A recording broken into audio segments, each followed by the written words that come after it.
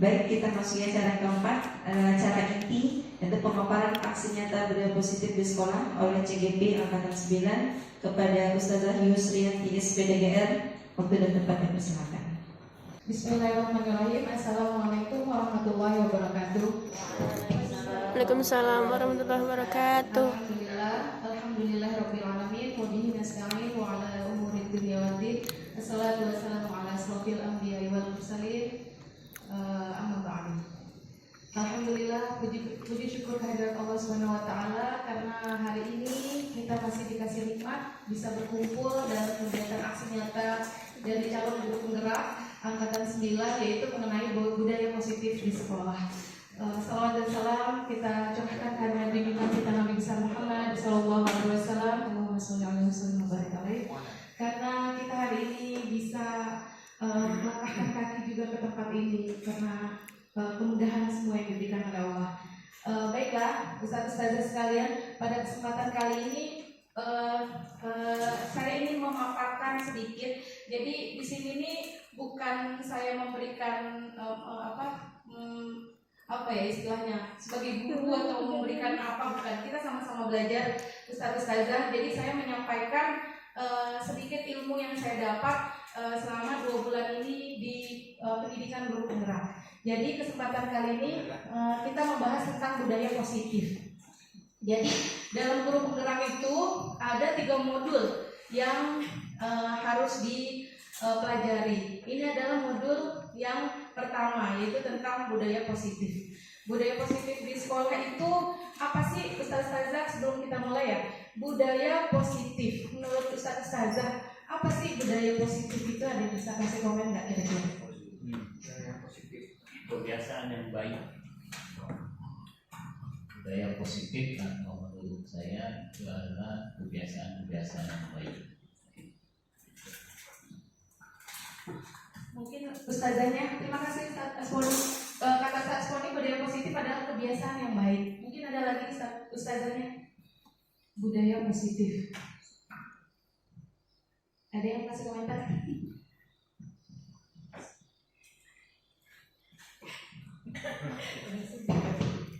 Kalau menurut saya budaya positif itu adalah ya kebiasaan-kebiasaan yang positif, yang baik yang dilakukan di sekolah. Baik, terima kasih atas jawabannya Ustaz dan Ustazah. Budaya positif, budaya itu kan kebiasaan yang sering kita lakukan. Nah, ini adalah kebiasaan positif. Jadi betul sekali ya jawabannya Ustazah tadi, bahwa kebiasaan yang baik yang dilakukan di sekolah, yang dilakukan bukan cuma murid tapi guru juga, seluruh warga sekolah melakukan budaya positif ini di sekolah. Selanjutnya, nah kita bisa lihat nih pengertian budaya positif, yaitu nilai-nilai, keyakinan-keyakinan, kebiasaan-kebiasaan di sekolah yang berpihak pada murid agar murid dapat berkembang menjadi pribadi yang kritis, penuh hormat, dan bertanggung jawab. Jadi maksudnya budaya positif itu kita biasakan di sekolah untuk murid, itu tertujunya kepada murid. Jadi kita sebagai guru dalam budaya positif itu bisa menjadi contoh tauladan bagi muridnya, biar murid bisa meniru kita karena kita sudah berbudaya positif sendiri gitu. Contohnya adalah misalnya datang tepat waktu, memakai seragam sesuai dengan aturan, itu termasuk budaya positif. Kalau kitanya gurunya datang tepat waktu, berarti murid juga akan mengikuti kita. Gurunya datang tepat waktu, berarti kita menjadi contoh. Maksudnya seperti itu. Jadi semua budaya positif yang ada di sekolah adalah tujuannya berpusat pada murid. Lagi-lagi semua kembali lagi ke murid, kita sebagai contohnya.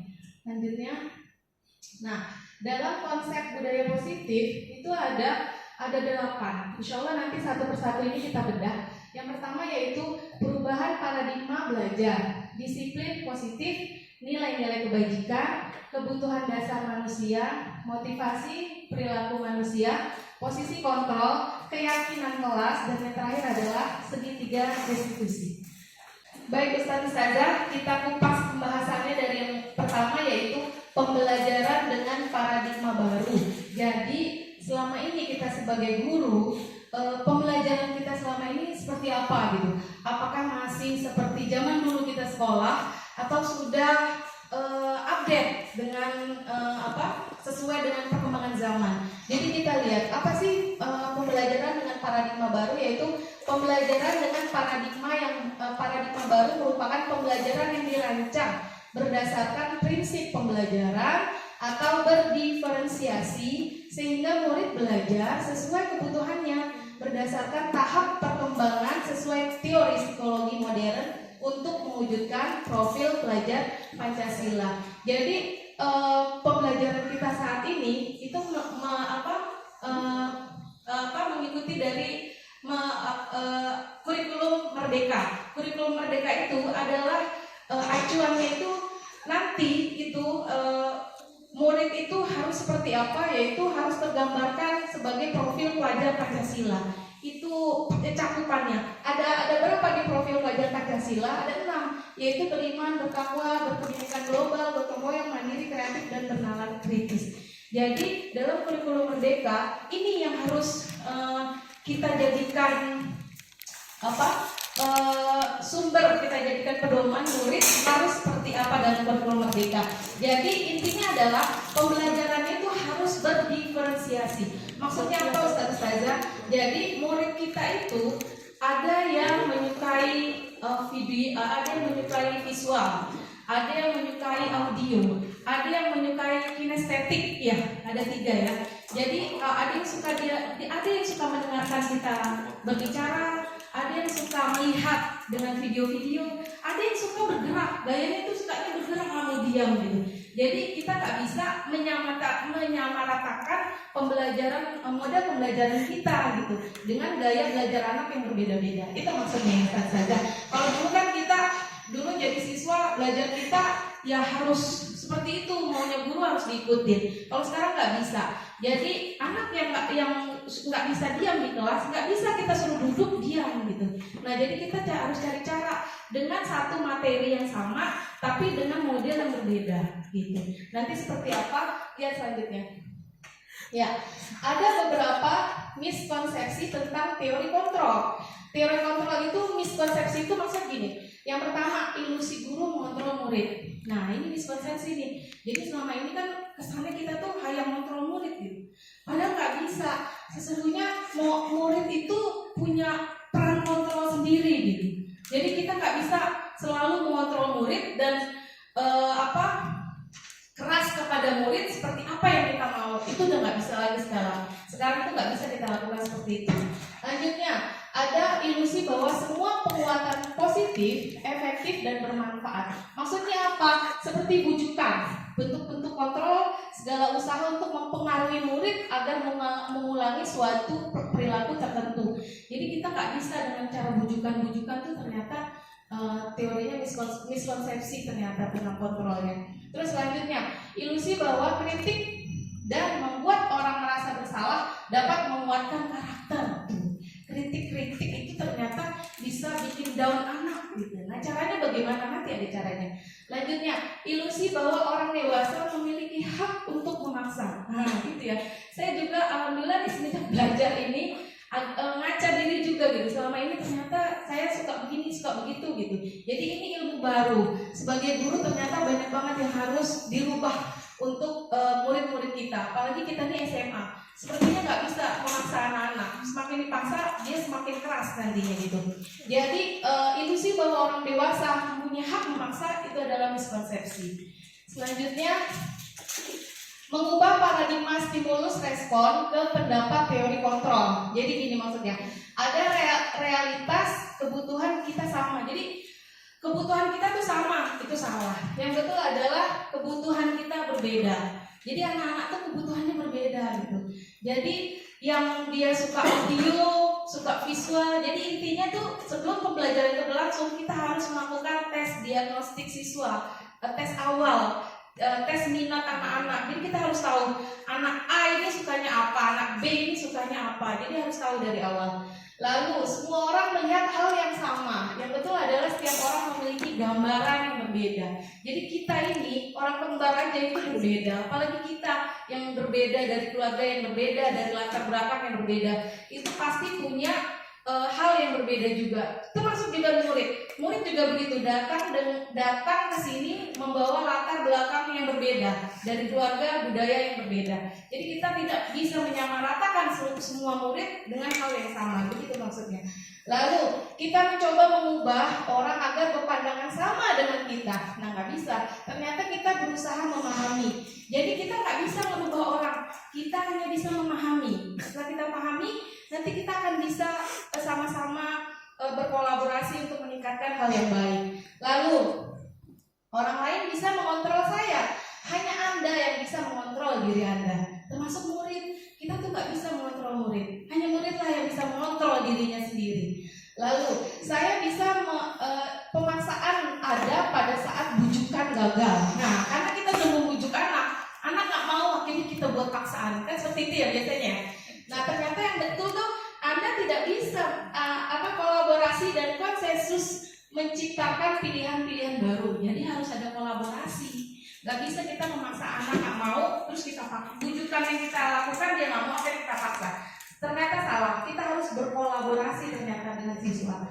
Lalu selanjutnya model berpikir menang kalah. Nah, ternyata itu stimulus respon ya. Yang betul adalah teori kontrolnya adalah model berpikir menang-menang. Boleh menang kalah gitu. Selanjutnya disiplin positif. Dalam budaya kita, makna kata disiplin, sekarang kita bahas tentang disiplin positif. Dalam budaya kita, makna kata disiplin dimaknai menjadi sesuatu yang dilakukan seseorang pada orang lain untuk mendapatkan kepatuhan. Kan disiplin gitu ya. Jadi karena ada peraturan, mereka harus disiplin.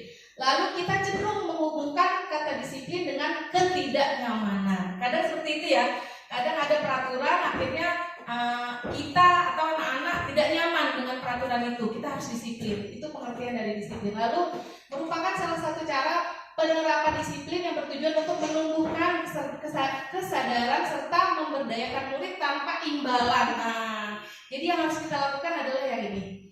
Jadi menumbuhkan kesadaran gitu. Menumbuhkan kesadaran. Jadi ada peraturan betul, tapi jangan memaksa. Tapi menumbuhkan bahwa peraturan itu bikin anak-anak memang menyadari sendiri akan peraturan yang ada itu tanpa imbalan dan reward. Jadi Ustazah, ternyata ya ilmu baru yang saya dapat, kita ngasih reward dan imbalan umur itu nggak boleh sebetulnya.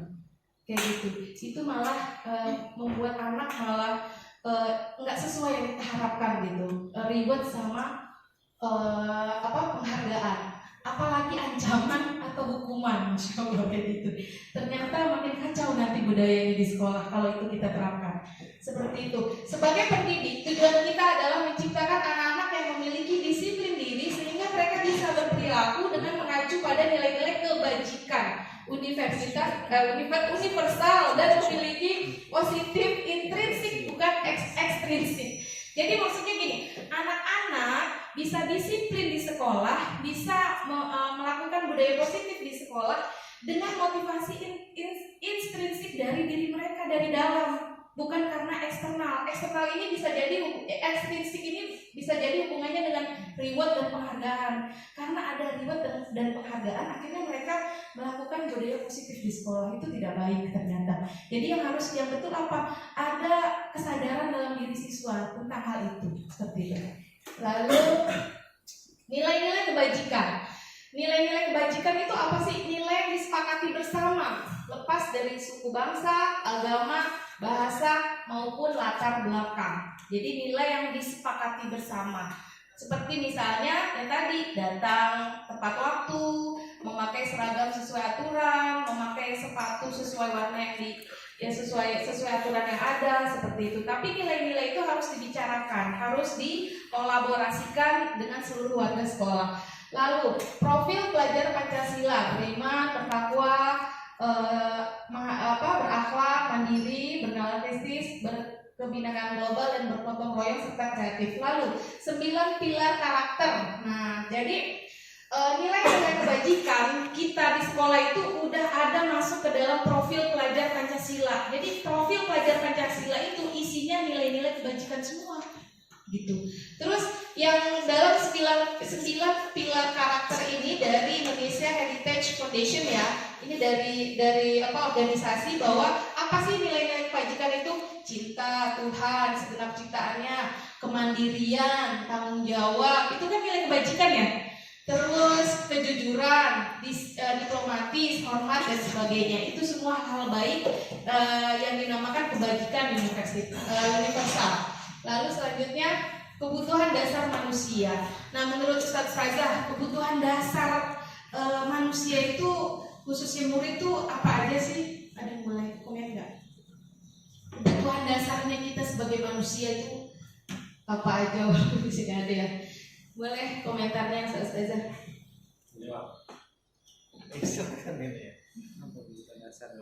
Kebutuhan dasar manusia kita sebagai manusia apa kebutuhan?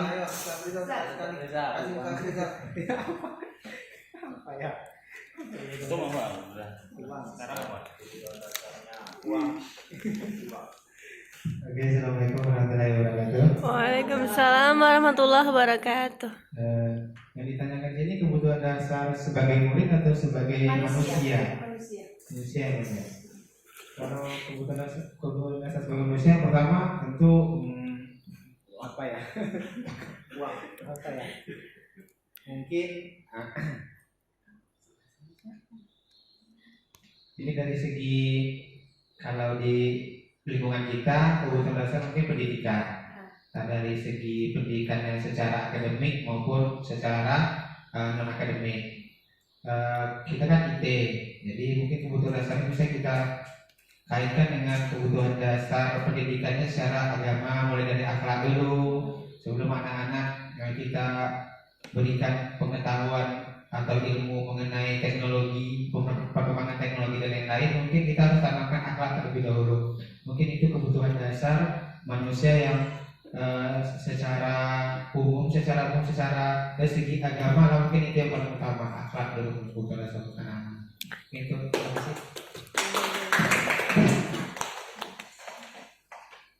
Baik. Ya, terima kasih Ustaz April luar biasa penjelasannya. Jadi kebutuhan dasarnya itu adalah memenuhi akhlak ya Ustaz ya. Tadi, ya kita lihat di sini, kebutuhan dasar manusia adalah segala sesuatu yang kita lakukan untuk mendapatkan apa yang kita inginkan. Itu kebutuhan dasarnya. Terus seluruh tindakan yang kita lakukan memiliki tujuan tertentu, dan semua usaha terbaik yang kita lakukan adalah dalam rangka agar kebutuhan dasar kita terpenuhi dengan baik. Kita sebagai manusia, kita kan butuh nggak rasa aman? Kita butuh bertahan hidup, ya itu kan kebutuhan dasar kita ya. Rasa aman, bertahan hidup, itu yang kita inginkan. Terus kesenangan, kekuasaan, itu kebutuhan dasar. Nanti berhubungan sama murid. Selanjutnya adalah, nah lihat, ada 5 kebutuhan dasar manusia di sini. Pertama adalah bertahan hidup.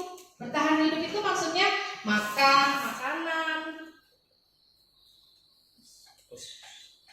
makanan, pakaian, tempat tinggal, keamanan, kesehatan. Itu adalah kebutuhan kita untuk bertahan hidup. Selanjutnya adalah kasih sayang dan rasa diterima. Nah itu, jadi ini berhubungan sama murid ya. Murid itu membutuhkan rasa kasih sayang dari gurunya dan rasa diterima. Nah kalau kita masukkan ke siswa ya, seperti apa rasa diterima? Diperdulikan, berbagi, kerjasama, menjadi bagian dalam kelompok. Lalu penguasaan itu harga diri, keinginan untuk dianggap, memimpin, berprestasi, diakui dan didengar. Ini semua kebutuhan ini kita kembalikan dengan kebutuhan murid ya, kita sambungkan. Lalu kebebasan itu seperti mandiri, memiliki pilihan, mencoba hal baru, mampu mengendalikan arah dirinya. Lalu yang terakhir adalah kesenangan itu bermain, humor, antusiasme, bertakwa. Jadi ternyata murid itu punya kebutuhan yang kadang kita nggak tahu kebutuhan yang mereka inginkan itu apa gitu.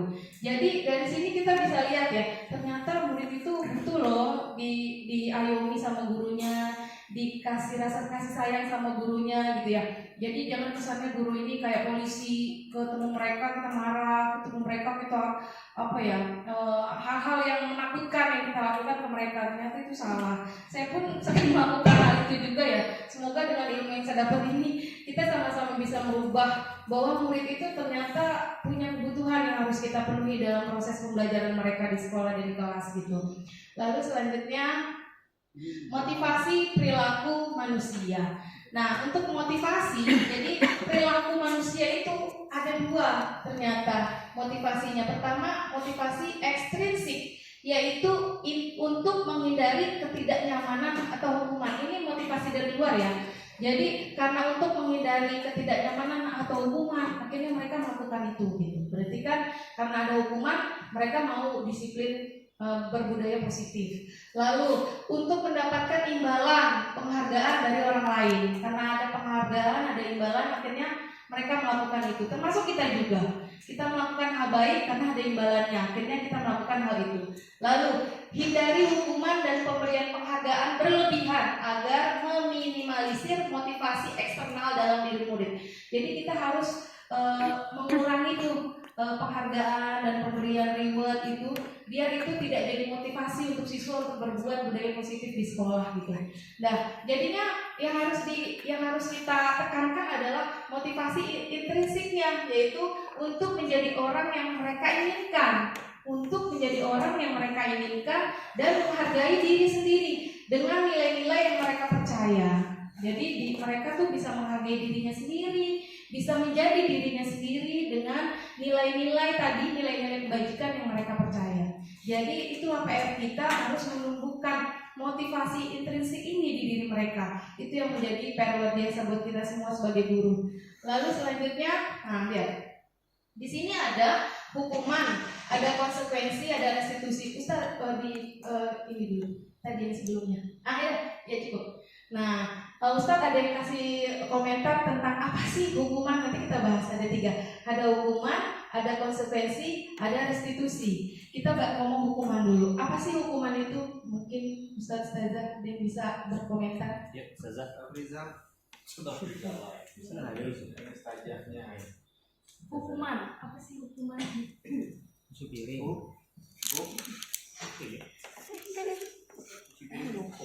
Oke, baiklah. Di sini mungkin ini hukuman menurut saya sendiri ya Bang ya. Kalau menurut saya hukuman itu segala sesuatu yang kita berikan, atau kayak kita memberikan suatu hukuman atau berikan suatu contohnya pekerjaan atau kepada anak supaya mereka menyadari kesalahannya dan tidak mengulangi lagi kesalahan yang telah mereka lakukan. Terima kasih.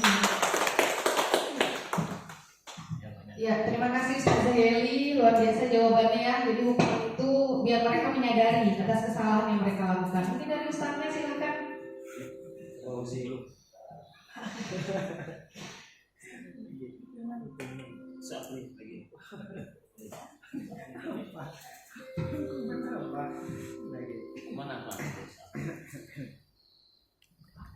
Assalamualaikum warahmatullahi wabarakatuh.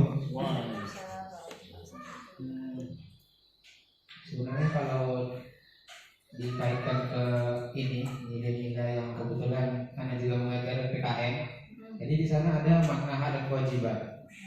Jadi kalau mengenai hukuman itu berarti kondisi di mana anak atau seseorang itu yang tidak menjalankan kewajibannya sesuai dengan yang kita sepakati bersama. Misalnya anak diwajibkan untuk memakai baju ini di hari sekian misalnya, tapi dia tidak menjalankan kewajiban tersebut. Makanya untuk mendisiplinkan tersebut maka harus diingatkan sekali 2 kali. Kalau tidak juga mungkin bisa kita tegaskan dengan hukuman biar anak itu kedepannya mungkin bisa lebih disiplin lagi. Mungkin itu hukuman itu jadi untuk kebaikan juga. Terima kasih.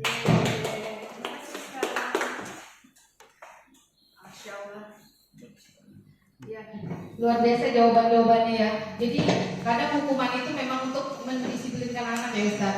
Sekarang kita lihat konsekuensi. Apa sih bedanya? Jadi hukuman sama konsekuensi itu apa? Kira-kira menurut Ustazah bagaimana? Konsekuensi.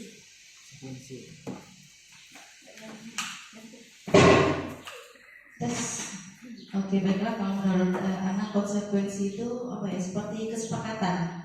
Nah, kesepakatan misalnya kalau pelajaran sama anak ya, sebelum belajar gitu ada tes atau post tes dulu. Terus kalau masuk misalnya jam anak kan 9.30, konsekuensinya dalam hal disiplin waktu juga memang. Nah, kalau misalnya 9.35 itu misalnya 5 menit batas waktunya masuk kan. Jadi memang konsekuensinya disepakati bersama. Kalau anak-anak tidak boleh terlambat ya saya pun juga tidak boleh terlambat. Jadi sama-sama menyepakati itu konsekuensi kalau menurut anak. Kesini. Baik, terima kasih Ustazah. Betul ya, konsekuensi itu kesepakatan. Menurut Ustazah Nike adalah konsekuensi itu kesepakatan. Betul sekali ya. Kita lihat Ustazah, apa perbedaannya hukuman dan konsekuensi. Kalau hukuman itu tidak terencana, tiba-tiba. Lalu murid tidak tahu apa yang akan terjadi, tidak dilibatkan jadi benar-benar kuasa kita gitu. Kamu terlambat ya, lari lapangan. Itu adalah hukuman. Jadi tiba-tiba aja gitu, nggak ada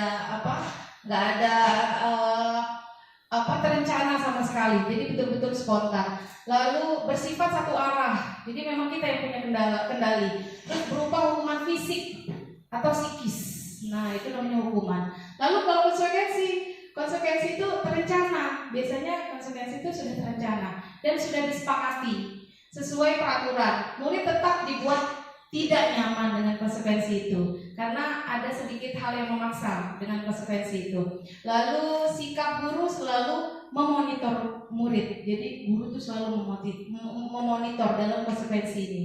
Lalu apa restitusi? Nah, tadi saya nggak bertanya restitusi karena ini hal baru buat kita juga ya. Jadi ada restitusi namanya. Jadi ada 3 bentuknya. Ada hukuman, ada konsekuensi, ada restitusi. Apa restitusi? Proses menciptakan kondisi bagi murid untuk memperbaiki kesalahan. Nah, itu restitusi. Proses kolaboratif yang mengajarkan. Ayo kamu cuci piring. Ayo nyapu. Ternyata itu semua salah. Apalagi cuci motor. Itu juga salah. Jadi bagaimana jadinya kalau siswa itu melanggar? Kita panggil, kita ajak ngobrol dulu. Kita melakukan restitusi. Kita tanya dulu, ada apa? Terus kenapa melakukan itu? Kenapa? Dia harus cerita dulu. Terus kita harus menguatkan dia gitu. Oh, ternyata kamu misalnya dia terlambat. Oh, kamu kesiangan gitu ya. Oh, habis subuh tidur lagi. Kenapa? Jadi kita harus tanya seperti itu ternyata. Terus nanti ujung-ujungnya kita harus minta solusi dari anak itu sendiri. Terus bagaimana caranya biar kamu gak terlambat lagi besok? Jadi sebetulnya harus seperti itu ternyata kita sebagai guru ya. Jadi dia melakukan kesalahan, dia juga nanti yang mencari solusi buat kita. Jadi menurut kamu bagaimana? Kalau kamu besok nggak terlambat lagi, kira-kira apa yang kamu lakukan? Seperti itu maksudnya restitusi ini. Jadi tanpa adanya hukuman dan konsekuensi seperti itu. Jadi ini berhubungan dengan budaya positif di sekolah. Lalu selanjutnya 5 posisi kontrol guru. Nah sebelumnya saya minta Ustazah untuk mengepalkan tangannya. Mengepalkan tangan, terus Ustazah berhadapan berdua-berdua. Berhadapan berdua-berdua. Lalu Ustaz dan Ustazah ini mengepalkan tangan. Dan Ustaz minta teman Ustaz ini yang di depannya untuk minta buka kepala tangan Ustaz ini. Ustaz segala macam daya dan upaya gak mau membuka ini gitu. Atau Ustaz mau buka ini, terserah. Pokoknya yang ada di tangan ini adalah sesuatu yang kalau Ustaz nggak mau buka ini, berarti kan apa alasannya? Kalau mau Ustaz buka, kenapa alasannya? Yang jelas ini adalah sesuatu yang berharga. Jadi teman Ustazah ini yang berhadapan-hadapan bisa merayu, ayo dong buka, atau mengancam, buka nggak? Kalau nggak, atau ayo dong buka, nanti ditraktir. Nah boleh kayak gitu. Pokoknya Ustaz melakukan hal yang bikin teman Ustaz dan Ustazah itu mau membuka kepalan tangan ini. Ya, tapi ya, silakan Ustaz dipraktekkan sampai teman masing-masing nih mau membuka kepalan ini. Silakan Ustaz. Dirayu Zaneng. Boleh dirayu. Udah terbuka dua-duanya. Kita sepakat membuka Oh, dengan nanti ditanya ya alasannya kenapa. Ada nggak Ustazah yang mau membuka? Sudah langsung terbuka ya, dengan mudah langsung terbuka. karena prinsipnya saling terbuka dan membuka sesuatu yang Baik, ada Kak. Saya ini nggak mau. Saya ini kalau buka, berarti kita buka nggak? sini ada bukanya.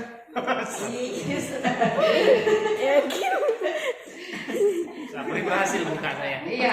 Nanti minta komentarnya yang berhasil membuka sama yang tidak mau membuka. Kenapa nggak mau buka? Kenapa alasannya kepalanya itu nggak mau buka? Ada apa di dalamnya? Boleh diceritakan. Sudah ya, Ustaz ya? Oke, dan untuk Ustaz Hanif dan Ustaz Fauzi sudah membuka duluan dengan senang hati. Apa alasannya? Silakan. Ini penjelasannya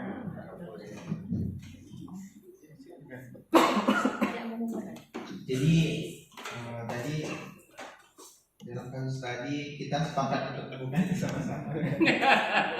Jadi, tanpa adanya masalah, dengan senang hati, dengan mengucap basmalah kita buka sama-sama. Itu aja. mungkin bisa disimpulkan kami. Iya. Hah? Enggak, sudah. Ya. Jadi kesimpulannya membuka dengan senang hati dengan membaca basmalah gitu ya, berarti memberikan aja, nggak perlu disembunyikan gitu ya. Oke, Ustazah.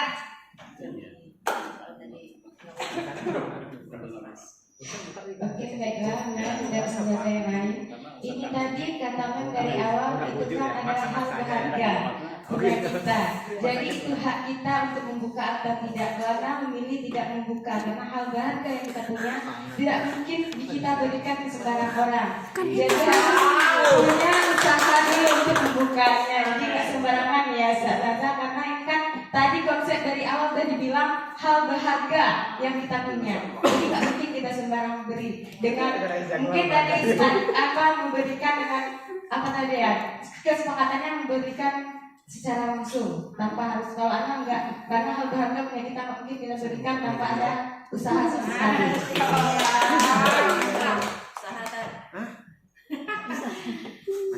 Baik, iya, alhamdulillah luar biasa.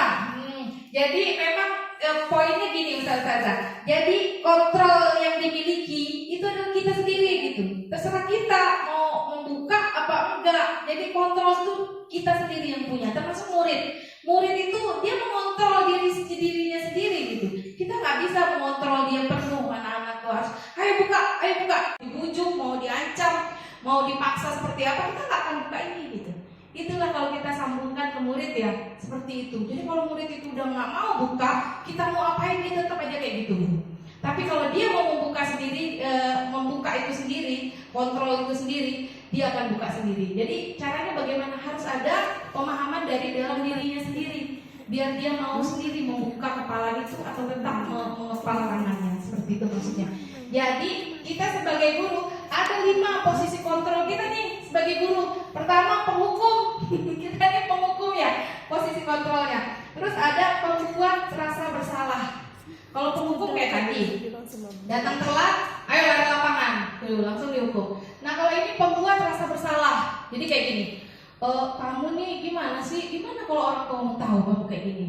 Nah dia mendengar itu dia menjadi rasa bersalah gitu. Kamu gak kasihan ya sama ibu ya? Ibu udah capek loh ngasih tahu kamu. Gimana sih? Itu sebagai membuat rasa bersalah. Jadi dia makin merasa bersalah dengan hal yang dia lakukan itu. Lalu teman, kalau teman tuh gini, ayolah kamu kerjain ini, ayolah demi ibu, kerjain demi ustazah, demi ustaz, kerjainlah ini. Nah itu biasanya guru sebagai teman posisinya ke murid ya. Dan selanjutnya pemantau. Nah kalau pemantau ini kita selalu memantau murid. Misalnya dia melakukan kesalahan, terus kita suruh mengerjakan soal 2 kali lipat sampai dia itu tidak harus istirahat, dan kita pantau terus dia. Nah itu mantau, anak-anak itu kita pantau. Jadi kita ini sebagai pemantau namanya. Lalu yang terakhir manajer. Nah manajer inilah kita tuh harus jadi posisi kontrol kita nih, harus manajer. Jadi yang 4 ini harusnya sedikit-sedikit harus dibuang. Apalagi penghukum itu yang berbahaya, yang harus segera dibuang. Yang paling baik adalah posisi kontrol kita sebagai guru adalah menjadi seorang manajer. Seperti apa manajer? Jadi kita punya kasus siswa datang terlambat ke sekolah. Nah kalau ada siswa datang terlambat ke sekolah, posisi kita tuh harus seperti apa? Kalau posisi gurunya menjadi penghukum, maka ini yang dilakukan. Ayo lari lapangan 10 kali. Nah kalau posisi guru itu sebagai pembuat rasa bersalah, maka guru itu akan bilang gini, kamu ini di mana? Kan kamu udah janji sama ibu tidak akan mengulanginya lagi. Ibu sangat kecewa sekali sama kamu. Nah, itu posisi kita kalau kita ngomong seperti itu sebagai pembuat rasa bersalah. Lalu selanjutnya teman.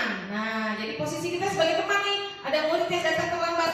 Ayo dong, kita ikuti aturan sekolah ya. Udah kali ini tidak apa-apa. Ya udah kali ini tidak apa-apa.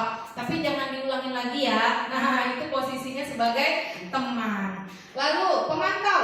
Kamu sudah melanggar peraturan sekolah. Kamu tahu kan konsekuensinya? Nah, itu sebagai pemantau. Nah, kalau manajer gimana? Nah, manajer gini. Apa kamu tahu kesalahan kamu? Jadi anaknya terlambat, panggil. Kamu tahu nggak kenapa dipanggil? Tahu kesalahan kamu apa? Nah, itu sebagai manajer. Kira-kira bagaimana kamu memperbaiki kesalahanmu? Jadi kita tanya apa yang dia lakukan, lalu apa solusinya? Nah, itu sebagai seorang manajer gitu. Lalu selanjutnya, nah ini ada apa? Ada kalimat. Kira-kira menurut Ustadz Ustazah ini posisi kontrol yang mana? Apakah sebagai teman, pemantau, membuat rasa bersalah, apa manajer, apa penghukum? Nah kalimatnya gini. Gimana coba kalau orang tua kalian tahu? Apa tuh?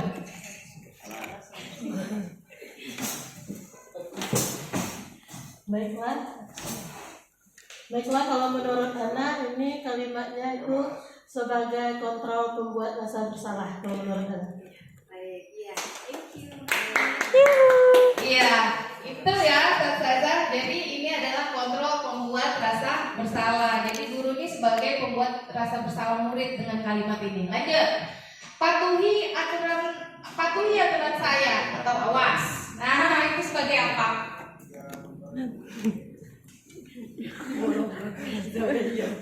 Kalau menurut Ana ini sebagai kontrol ancaman. Ancaman. Penghukum. Ya, udah, ya. Kalau menurut saya itu sebagai Iya, ini ancaman ya, betul ya. Berarti posisinya sebagai penghukum, ya. Penghukum ya. Patuhi aturan saya atau awas. Lanjut dah. Ayo bantulah demi ibu ya. Nah, mungkin Ustazah Fesi Yuk, udah sih. sebagai apa posisinya guru? Jawab, pakai mic. Sebagai teman. Baiklah, menurut saya ayo bantulah demi ibu ya. Itu termasuk dari posisi kontrol sebagai teman. Teman sejati. Iya betul ya. Ayo bantulah demi ibu ya. Itu adalah posisi kontrol guru sebagai teman. Lanjut. Apa rencanamu untuk memperbaiki hal ini? Nah itu sebagai apa tuh kira-kira? Lempar nggak tahu lempar. Baik, dari kalimat yang di depan, apa rencanamu untuk memperbaiki hal ini? Itu menurut saya termasuk posisi kontrol manajer. iya tepuk tangan. Iya. Betul ya, itu posisi kontrol sebagai manajer. Terus lanjut. Sanksi atau konsekuensinya apa? Apa tuh posisinya? Fauzi. Lempar nggak tahu lempar. Ini apa sih? Sebagai apa tuh? Sebagai apa sih? Saya sebagai apa lagi? Manajer itu. Sebagai apa tuh? Mana tadi kan? Berarti ini. Sanksi atau konsekuensinya apa? Berarti ini pemantau ya? Mana soalnya? Jawab. Kesimpulannya adalah dari beberapa statement yang tadi, kayaknya alhamdulillah ya kita semua udah mulai mengerti ya kita ini posisinya sebagai apa gitu. Jadi materi kali ini nih benar-benar bercermin. Kita sebagai guru tuh bisa bercermin sendiri. Selama ini kita sebagai guru apa posisi kita yang sering kita lakukan? Posisi kita sebagai seorang guru apa yang sudah kita lakukan gitu? Apa banyak penghukumnya? Kayaknya banyak penghukumnya ya Pak. Saya juga sering menghukum gitu. Jadi dari kalimat-kalimat tadi, dari jawaban-jawaban Ustazah, insya Allah sudah bisa membedakan mana pemantau, mana penghukum, mana teman, pembuat rasa bersalah, sama manajer. Lalu lanjut, keyakinan kelas. Nah, keyakinan kelas. Mengapa keyakinan kelas? Mengapa bukan peraturan kelas? Jadi Ustazah Ustazah, kita itu udah nggak boleh lagi bikin peraturan, namanya harus dirubah, bukan peraturan sekolah, tapi harus berbentuk keyakinan sekolah. Kalau peraturan itu negatif ya, kalau keyakinan itu lebih positif. Jadi keyakinan berarti ada dari dalam dirinya murid, jadi harus dirubah itu. Kira-kira Ustazah ada yang kasih komentar, kenapa harus keyakinan? Kenapa nggak peraturan aja? Dia bisa mungkin.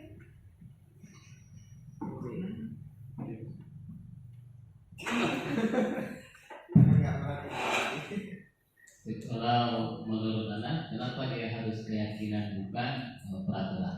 Karena kalau kata-kata keyakinan itu berarti dia timbul dari kesadaran, jadi bukan karena paksaan, berarti seperti itu.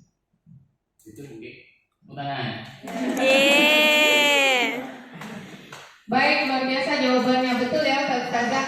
Jadi kalau peraturan itu lebih kepaksaan, kalau keyakinan itu lebih timbul dari diri kita sendiri gitu, dengan keyakinan. Jadi kalau dengan merubah kayak gini, anak-anak tuh jadi responnya positif gitu. Jadi nggak peraturan lagi, tapi kita rubah dengan keyakinan. Jadi sekolah punya keyakinan sekolah, kelas juga Ustazah, apalagi yang menjadi wali kelas itu harus punya keyakinan kelas.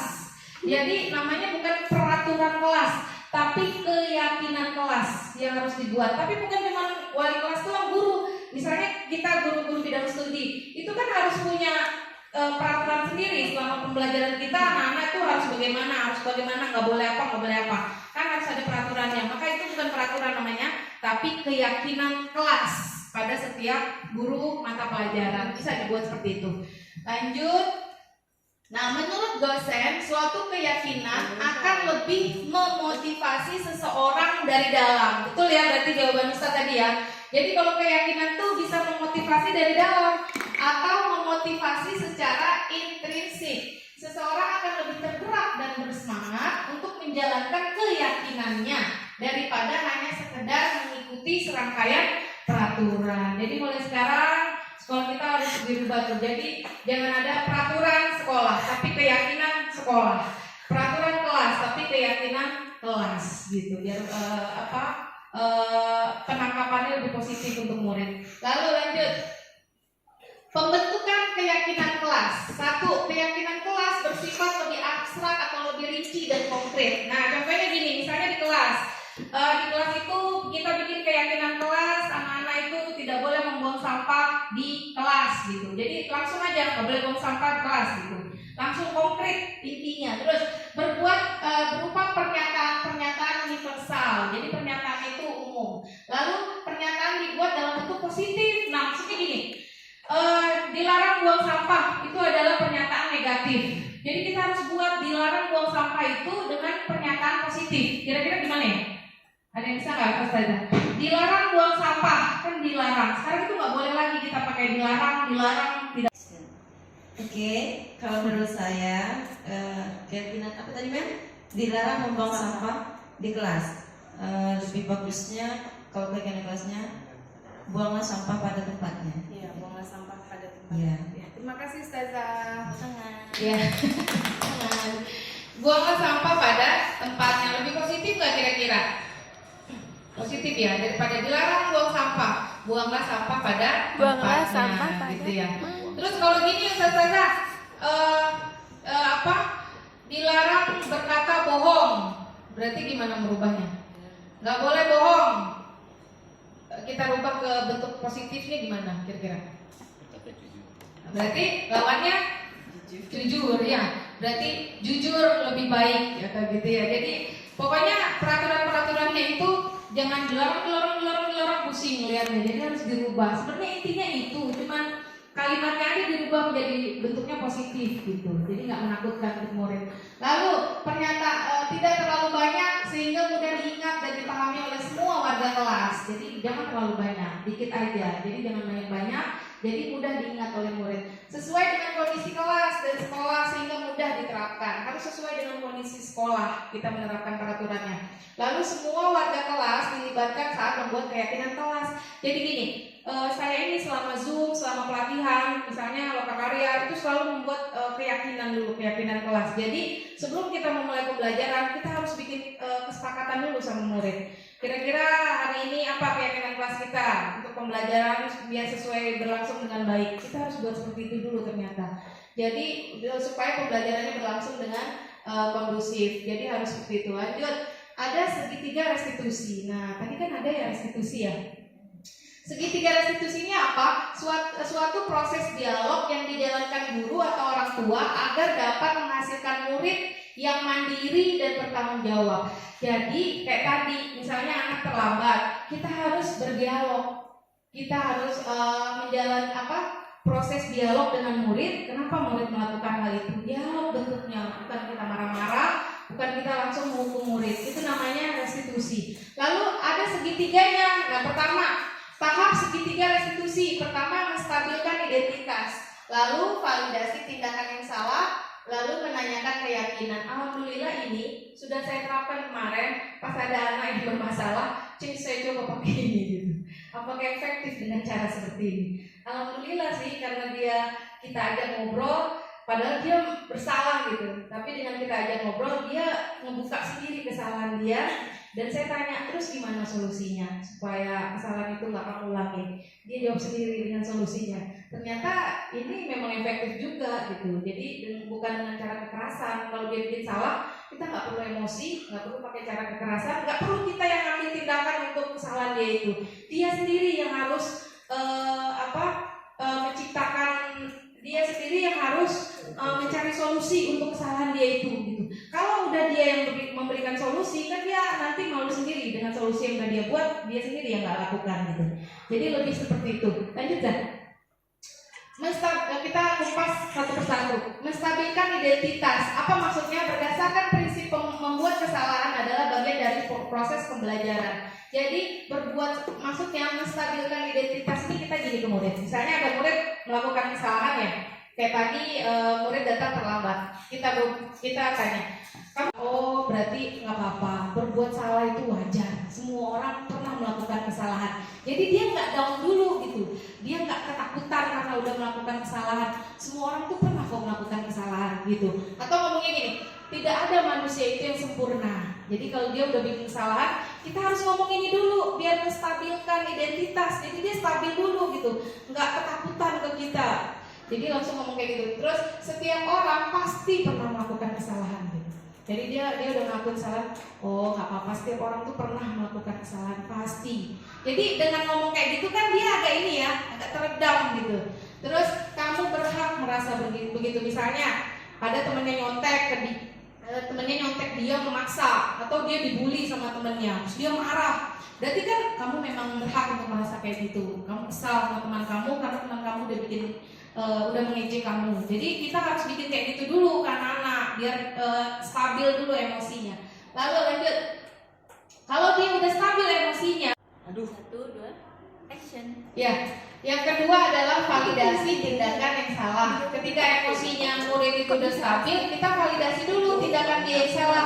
Berdasarkan prinsip setiap perilaku berupaya memenuhi suatu kebutuhan tertentu. Contohnya kita ngomong gini, kamu pasti punya alasan mengapa kamu melakukan hal itu. Itu adalah validasi tindakan yang salah. Jadi dia udah ngelakuin salah, misalnya dia marah-marah sama temennya atau dia nonjok temennya mukul, itu pasti dia ada alasannya. Kita tanya dulu gitu ya. Jadi jangan langsung kamu kenapa mukul temenmu? Kamu langsung kayak kita marah-marah kayak gitu, ternyata nggak benar kayak gitu. Jadi kita harus validasi dulu, tindakan dia itu harus divalidasi dulu gitu. Kenapa ya? Kenapa kamu pukul temenmu? Pasti ada alasannya ya kamu sampai mukul temenmu gitu. Kenapa? Terus kalau nggak gini, padahal kamu bisa melakukan yang lebih buruk dari itu. Misalnya dia kan marah-marah di kelas. Kenapa kamu tadi marah-marah? Kata teman-teman, ada apa? Terus kita bilang, iya ibu yakin kamu pasti bisa kan ya melakukan lebih dari itu. Contohnya kamu bisa pasti memukul anak itu karena kamu udah kesel. Tapi kamu nggak melakukan itu udah luar biasa. Nah jadi kayak gitu. Kalau dia sampai mukul, kamu mukul teman kamu itu nggak kamu bunuh. Jadi jadi hanya memukul gitu. Jadi biar divalidasi dulu tindakan dia yang salah. Saya pukul, kenapa? Gitu kan ya. Terus kamu patut bangga karena telah melindungi sesuatu yang penting buatmu. Misalnya dia diejek-ejek terus dia marah karena dia nggak terima diejek, berarti kan dia melindungi sesuatu, melindungi harga diri dia biar nggak diejek-ejek gitu. Jadi itu namanya validasi tindakan yang salah. Lanjut, menanyakan keyakinan berdasarkan prinsip teori kontrol bahwa pada dasarnya kita termotivasi secara intrinsik. Jadi aslinya itu kita ini motivasi kita itu dari dalam aslinya. Terus contohnya kayak apa sih menanyakan keyakinan? Jadi ada 3 dia restitusinya. Pertama, dia udah stabil nih, terus sudah kita validasi tindakan dia. Lalu yang terakhir keyakinan, menanyakan keyakinan. Kayak gini, apa keyakinan kelas kita? Nilai-nilai apa yang telah disepakati bersama? Misalnya dia buang sampah di kelas, kita panggil. Jangan, kamu gimana sih masa buang sampah, kan udah ada peraturannya, buang sampah udah sembarangan. Nah itu nggak boleh. Ternyata kita harus menanyakan keyakinan. Ayo kamu buang sampah, keyakinan kelas apa yang udah kamu langgar? Nanti dia tahu sendiri, oh iya keyakinan kelas membuang sampah pada tempatnya gitu. Terus seperti apa gambaran sebuah kelas yang ideal menurut kamu gitu. Terus misalnya dia berantem ya, itu berantem. Menurut kamu keyakinan apa yang udah kamu langgar? Keyakinan sekolah apa tuh yang udah kamu langgar? Keyakinan kelas apa yang udah kamu langgar? Oh berarti tidak menghargai antara sesama gitu. Mungkin dia sering mengejek teman, bisa kita panggil, iya bu saya tidak menghargai antara sesama teman gitu. Terus kamu ingin menjadi orang yang seperti apa? Terus kamu udah melakukan kayak gini, menurut kamu seharusnya menjadi orang yang seperti apa? Oh saya sering marah-marah di kelas, berarti saya harus lebih bersabar lagi. Nanti dia ngomong sendiri, apa solusinya, apa kesalahan dia. Harusnya kamu seperti apa? Harusnya saya nggak boleh marah-marah, harusnya saya nggak boleh pukul teman gitu. Nanti dia ngomong sendiri kayak gitu. Lanjut. Nah ini adalah segitiga restitusi yang udah saya buat di kelas bersama Dini. Contoh penerapan restitusinya bisa kita lihat ya.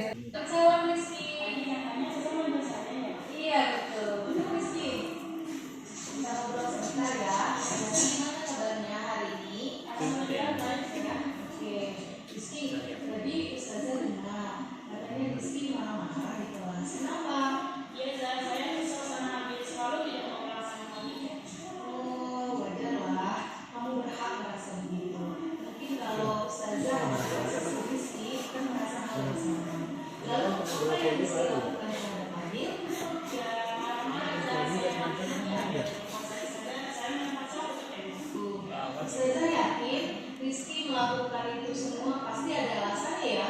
Iya, saya kan ketua kelas, jadi saya harus bertanggung jawab dengan keadaan kelas. Saya harus memastikan bahwa teman-teman yang bertugas membersihkan kelas harus melaksanakannya dengan baik. Iya. Wajar lah kalau kamu marah dan kesal sebagai ketua kelas. Ustazah sangat menghargai tindakan kamu yang tidak berbuat lebih buruk dari itu. Ustazah bisa mengulangi. Sekarang coba kita pikirkan tindakan Rizky malah saling menghormati antar teman. Menurut Rizky saling menghormati antar teman itu penting tidak? Baik. Kalau menurut Rizky itu penting, jadi keyakinan apa yang harus Rizky lakukan pada saat Rizky sedang marah? Harus lebih sabar. Rizky bersedia memperbaiki ini. Bersedia ya. Terus, apa yang akan Rizky lakukan untuk memperbaiki masalah ini? Saya harus lebih sabar dan menahan amarah saya. Jika ada teman yang tidak mau melaksanakan kerja keras, saya akan menegurnya dengan baik-baik dan melaporkannya ke waktu. Ya tepat sekali ya tindakan kamu Rizky. Tetap semangat dan silakan sekarang kembali. Terima kasih Ustazah. Sama. Ya, dari calon guru penggerak yang harus dibuat ada 2 sebetulnya contoh restitusinya yang harus dibuat. Ini memang harus terkonsep. Jadi pembuatan videonya ini memang harus terkonsep sebagai contoh melakukan segitiga restitusi pada siswa yang melakukan kesalahan. Seperti inilah harusnya kita memberikan solusi menangani kesalahan itu biar murid sadar sendiri dengan kesalahan yang sudah mereka lakukan. Selanjutnya adalah penutup. Sebelum kita ke penutup, kita sama-sama refleksi dulu. Jadi setiap pembelajaran di kelas kita tuh harus merefleksikan diri, Ustazah. Apa yang udah kita dapat selama 1 jam ini melakukan aksi nyata ini? Kira-kira Ustazah dapat apa selama proses diskusi ini berlangsung? Silakan kita komentarnya untuk refleksi.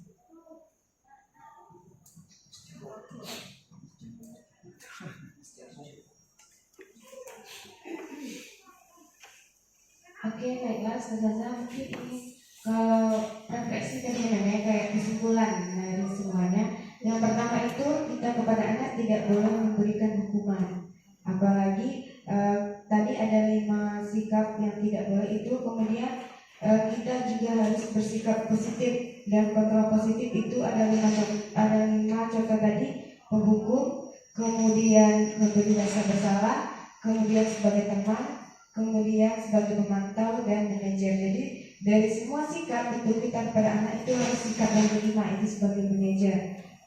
Kemudian yang terakhir ini tadi tentang sikap positif dan contohnya di dalam kelas tadi yang terakhir videonya.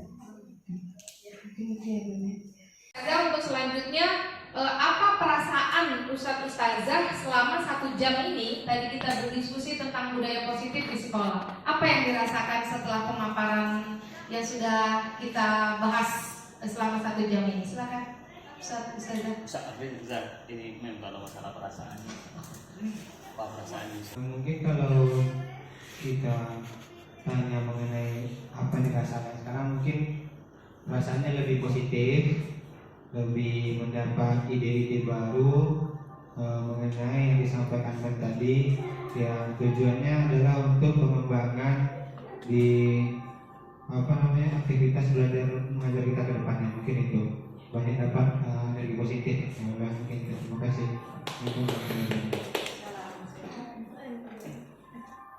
Ya, mungkin Ustazah dikit nambahin perasaannya setelah dapat ilmu baru kita ini ya, sama-sama perasaannya seperti apa? Oke, Bangga, kalau berbicara masalah perasaan ya, selama 1 jam tadi sudah dikasih materi yang baik sekali, sikap positif ya, budaya positif di sekolah. Saya menjadi tahu, oh ternyata selama ini saya lakukan itu salah ya. Karena saya juga sering menghukum anak-anak, sering suruh lari lapangan, terus sering suruh push up gitu ya. Tapi dengan materi yang disampaikan oleh Ustazah Yumianti ini membuat saya sadar bahwa ternyata ini salah. Dan dan untuk kedepannya itu saya lebih bisa lagi menjadi sikap posisi kontrol sebagai manajer. Jadi kita membuat kesepakatan mencari informasi dulu, kita panggil anaknya, tidak boleh langsung hukum, kita panggil dia apa kesalahannya dan dia sendiri yang memberikan solusi kepada kita. Itu yang terima kasih banyak. Alhamdulillahirrahmanirrahim. Terima kasih Ustazah atas refleksinya hari ini yang luar biasa. Kita ini di dalam Merdeka Belajar, kita ini adalah guru hebat dan anak-anak adalah anak-anak hebat gitu. Jadi motonya guru hebat, murid hebat. Lalu boleh tepuk tangan dulu dong. Terima kasih. Sebagai penutupnya sedikit, dalam penerapan program disiplin positif, hendaknya guru memiliki standar kepribadian profesional dan sosial yang baik, di mana guru mampu merefleksi dirinya sendiri dalam posisi kontrol saat ini. Bagaimana perjalanan dirinya sebagai among, kita ini sebagai among atau manajer yang menuntun murid-muridnya menjadi insan yang mandiri, merdeka dan bertanggung jawab dari standar nasional pendidikan. Masya Allah. Terima kasih banyak Ustazah atas waktunya yang diberikan kepada saya. Mohon maaf juga jika dalam penyampaian ada salah, dan terima kasih sekali lagi atas kesempatan yang luar biasa. Semoga apa yang sudah dipaparkan tadi bisa membawa manfaat buat kita semua dan sekolah kita semua dan murid-murid kita semua, insya Allah untuk kedepannya. Saya tutup, saya akhiri dengan membaca lafaz hamdalah. Alhamdulillahirrabbilalamin. Terima kasih. Assalamualaikum warahmatullahi wabarakatuh.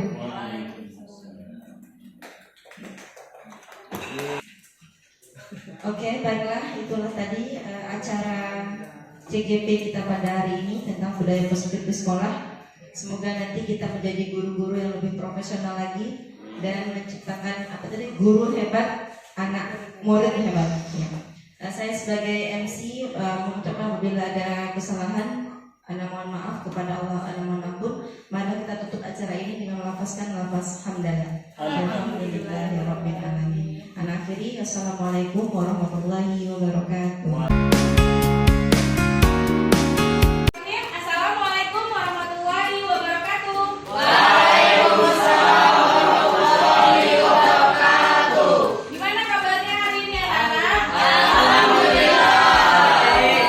Alhamdulillah. Biar kondusif pembelajaran kita harus membuat keyakinan kelas. Ya, Ustazah tanya dulu, kalian tahu nggak keyakinan kelas itu apa? Pernah dengar nggak? Iya, jadi keyakinan kelas itu sama kayak peraturan kelas atau peraturan sekolah. Jadi bahasanya diganti, nggak boleh peraturan, tapi keyakinan. Kenapa keyakinan? Karena kalau peraturan itu kan kesannya sesuatu yang menakutkan ya. Kadang kita melaksanakan itu karena paksaan ya. Tapi kita rubah bahasanya dengan keyakinan kelas supaya keyakinan itu diharapkan memang benar-benar tumbuh dari diri kita. Kamu meyakini nilai-nilai itu, lalu kamu bertanggung jawab untuk menjalankannya. Contohnya apa sih? Contohnya misalnya dilarang buang sampah di kelas. Nah itu peraturan kelas kita ya. Nah kita ganti dengan keyakinan kelas. Jadi kalau keyakinan kelas itu tidak boleh dengan bahasa yang negatif. Misalnya dilarang buang sampah. Nah tidak boleh dalam keyakinan kelas, tidak boleh menggunakan kalimat negatif. Kalimat itu harus dirubah menjadi kalimat positif. Contohnya dilarang buang sampah di kelas. Berarti apa kalimat positifnya? Buanglah sampah pada tempatnya. Betul. Jadi kalian harus membuat keyakinan kelas kalian masing-masing sesuai dengan keinginan kalian masing-masing. Bebas. Kalian menginginkan kelas kita ini seperti apa? Dan harapannya setelah itu sudah terbuat, nanti kalian harus menjalankan itu, meyakini itu dengan baik. Karena sesuai dengan keyakinan kita semua, gitu ya. Jadi tanpa ada paksaan, kalian buat nanti saya bagikan ini. Kalian bisa buat di sini, ditulis di sini. Apa yang ingin kalian buat, keyakinan buat di kelas kita khususnya, lalu nanti ditempel di situ. Jadi nanti kita seleksi lagi berapa hasilnya nanti keyakinan kelas yang harus sama-sama kita sepakati di kelas. Kalau sudah itu terbentuk, diharapkan kalian harus apa? Disiplin untuk menjalankannya ya. Karena keyakinan tadi itu kita sendiri yang buat, berarti kita juga yang harus bertanggung jawab. Paham semuanya? Baiklah, sekarang Ustazah bagikan ini satu-satu. Kalian bisa tulis satu saja keyakinan kelas yang ingin kalian tulis di sini. Apa saja boleh, terserah. Tapi dengan kalimat yang positif ya, dengan kalimat yang positif. Jangan ada kata dilarang, karena tidak boleh pakai dilarang. Harus bentuknya kalimat positif. Paham ya? Baiklah.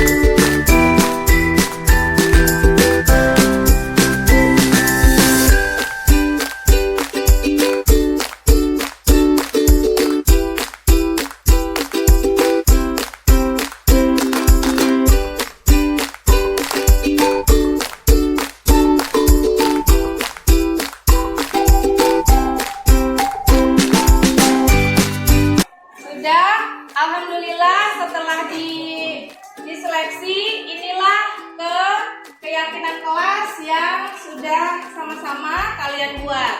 Saya bacakan ya. Pertama, menghargai guru saat jam pelajaran. Sepakat ya? Lalu berkata-katalah yang bijak dan berguna. Sepakat ya? Menghargai guru yang sedang berbicara di depan. Sepakat? Jagalah kebersihan di kelas. Sepakat? Baik, pergilah ke kantin pada saat jam pelajaran. Petugas piket bertanggung jawab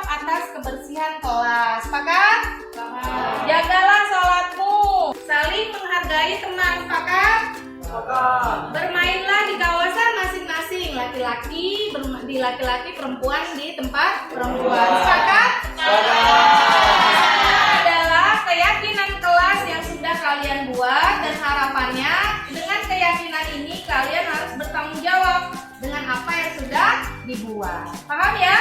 Paham. Baik. Jadi Ustazah minta kalian untuk menandatangani kesepakatan keyakinan kelas yang sudah kalian buat. Jadi harus ditandatangani. Supaya apa? Ini adalah bukti bahwa keyakinan kelas ini yang sudah kalian buat, berarti kalian harus bertanggung jawab untuk melaksanakannya. Oke?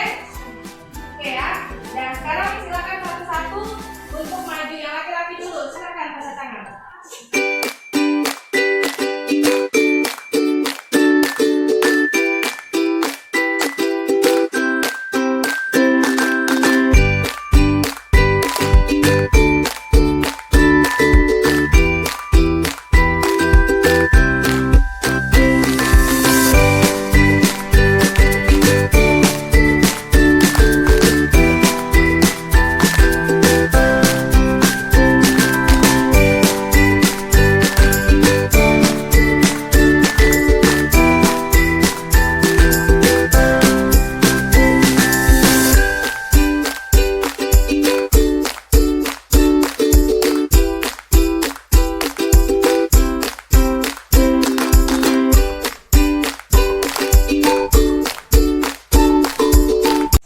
Assalamualaikum warahmatullahi wabarakatuh.